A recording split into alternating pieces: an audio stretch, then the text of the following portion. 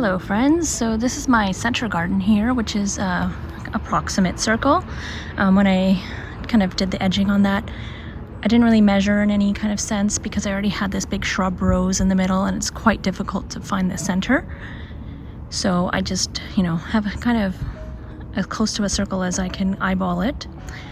So I wanted to make a couple of garden beds back here to put my lilacs on standard, which I've had sitting in pots over here. I'll show you if I can pan over slowly. These poor guys have been in these pots for over a year now. I've had them for a year and just haven't had this kind of get up and go to get them planted and where I wanted them. So I've been debating it for some time and I actually wanted to cut out kind of two portions of the grass and put them in there and like kind of almost like quadrants, but I'll do two right now and I'll leave the other two for now. But in order to do that, what I did is I measured the stick, which was approximately 4 feet, and then I took it from the edge, laid the stick down, and then made points all around so that the line, which I then connected with this upside down inverted marking paint, is approximately a semicircle that goes 4 feet around. And I did this in the morning when there's dew all over the grass so that if I made a mistake, it was easy to fix. And this is not permanent, the grass will grow, it'll get cut, and then it'll be gone. But I just wanted to get an idea because I wanted the measurements to be pretty accurate on that. All right, so what I've done now is I've marked 2 feet on this wooden stick. And what I'm going to do is now mark 2 feet along the semicircle. And the point of that is that the new garden bed I want to cut out, I want it to be 2 feet wide. For now, I can always expand it later, but for now I just want it to be 2 feet. So I'm going to do that on the edges here just to have those measurements in. All right, so I've kind of put my 2 lilac standards in place. This part I kind of eyeballed and they're about 10.5 or just over 10.5 feet apart. Now there's different sun exposure, so that's going to be a bit of a concern because the one on the right is going to get sun earlier in the day, and so it probably will get more sunshine. When you're trying to do something symmetrical, that's always a concern because if you lose one, then, or if they're lopsided, they don't look good. But these do take 2 trimming, so I think I should be okay. And if not, the worst comes to worst, I can always just pull them out. So I'm just gonna leave it there for now. I've got my lines drawn and I'm just gonna sit with that. I'm gonna look at it from the different windows of the house. This is our backyard, so I'm gonna leave it for now and just take a look and sit with it and see if I need to make any small adjustments. And that's always a good idea before you start digging and planting. All right, so I just wanted to give an update on my circle garden here. So I have wanting to put an edge on this one because it is, first of all, the land is on a slope. Secondly, it gets very wet and very boggy and water collects along the edge when I water. So I wanted to kind of put an edge around there so I didn't have to keep having runoff. And I came across this on Amazon. So this is a pre-rusted metal type of edging, and initially had ordered the 10-inch for my back garden bed, which was too high, so you can see it back there. Glad I ordered just 1 roll just to try it out. So I ended up ordering the 6-inch, which came in today. So I've managed to put 1 whole roll around, which is 20 feet apparently, and I had a gap. So this diameter, or this diameter must be more than 20 feet, and I had to cut a second roll and just fit that in. So there's a little piece here that overlaps. Luckily it overlaps pretty well. It's just I've got a little brick there to hold it in because it was just unrolled, so it was pretty not flexible. Just had to unroll it so it broke that mold there. And I've got one at that end. And now what I've done is I've kind of, because when I was edging it, I kicked the dirt in. So I've kind of leveled it out a little bit to hold the edging in a little bit more. But this will allow me to put mulch in and not have the fear that the mulch is going to kind of slide off of this garden bed. And I think it took to the mallet pretty well. There was some reviews that said the mallet kind of bent it. And that's my mallet there. I picked it up at Home Depot for about $6. It's a rubber mallet. And I've just been doing it gently, and this soil is pretty damp because it rained yesterday, so it was a little bit easier to kind of dig in. I did dig the trench in advance, and you can see that at some points it's lower, some points it's higher. That's just because of the nature of the soil here. It's a little bit rocky, so I had to dig out some rocks. I think, though, overall it's looking good. I think it's going to settle with a little bit of time, and once the soil kind of settles, that'll make a big difference as well. So update on this project, and I'm trying to get these kind of edging projects done kind of in advance because of the winter, because when it's fall and it's lots of rain, like you can't really do much out in the rain. So I think we'll see how that goes for the winter, how it lasts, how it holds up over the next season.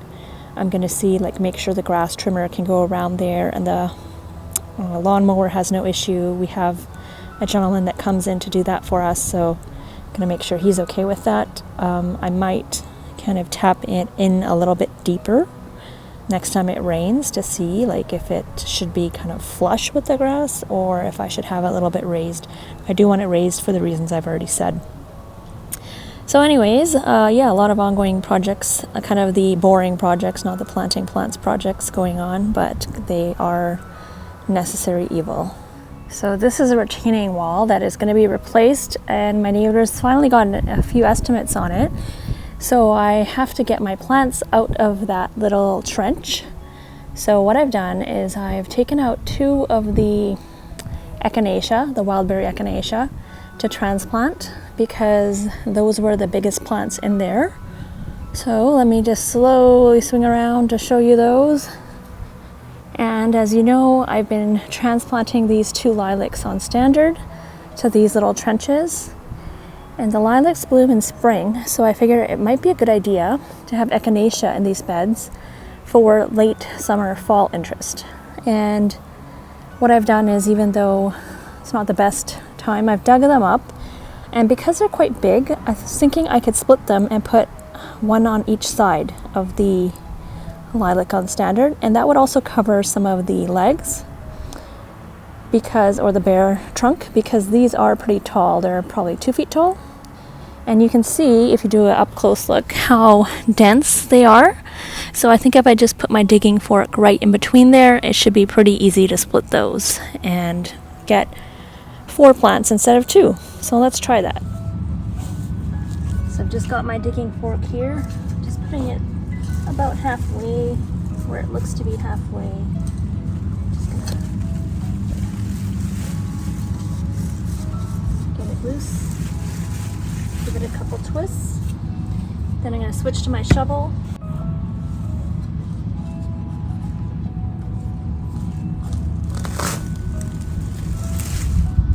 And there we are. We've got 2 plants instead of 1. And you can see they both have a lot of stems, and they both have quite a bit of roots on them still. So they should be just fine. So let's get them on either side of this lilac on standard. All right, we've got this split echinacea wildberry planted on both sides.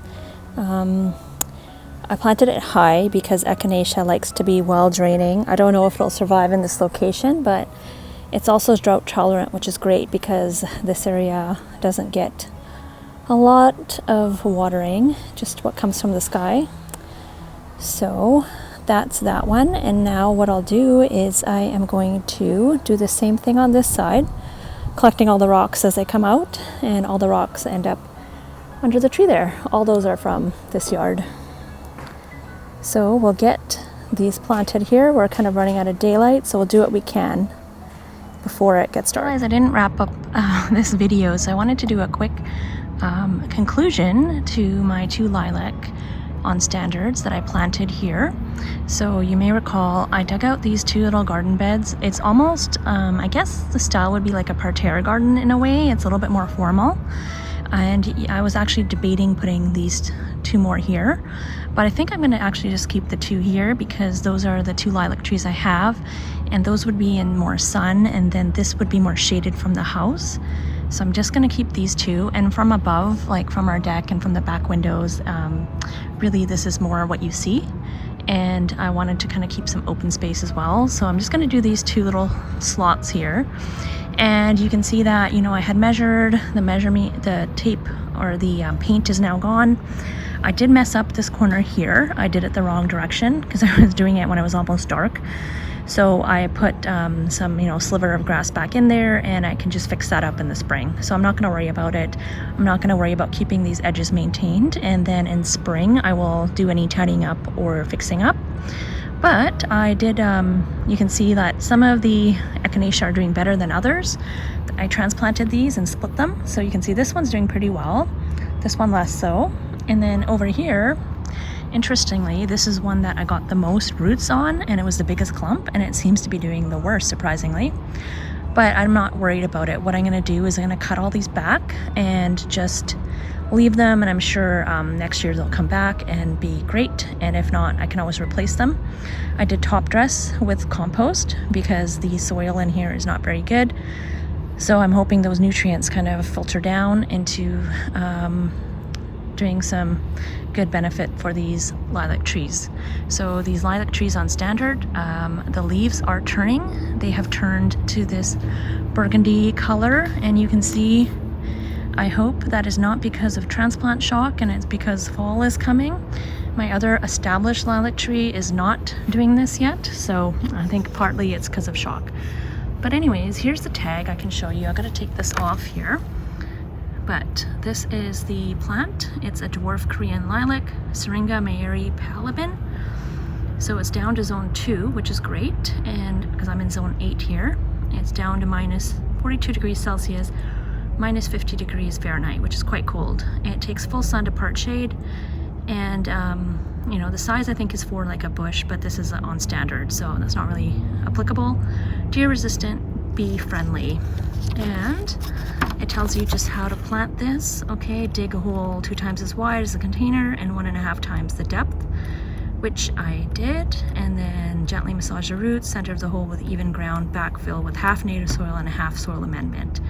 Compact lightly, water thoroughly, and mulch it. So I just have to add the mulch, but otherwise everything has been done according to the instructions. So I'm hoping these do really well here, and we can finish planting the rest of this probably in spring, unless I find something before then.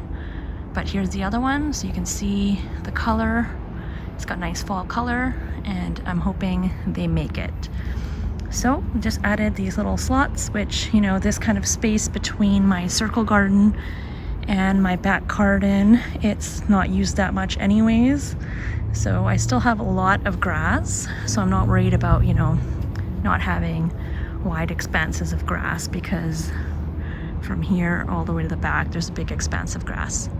So that is it. That is wrapping up for the lilac on standard project, and adding these 2 little slots of garden bed, and I will keep you updated to see how this works out.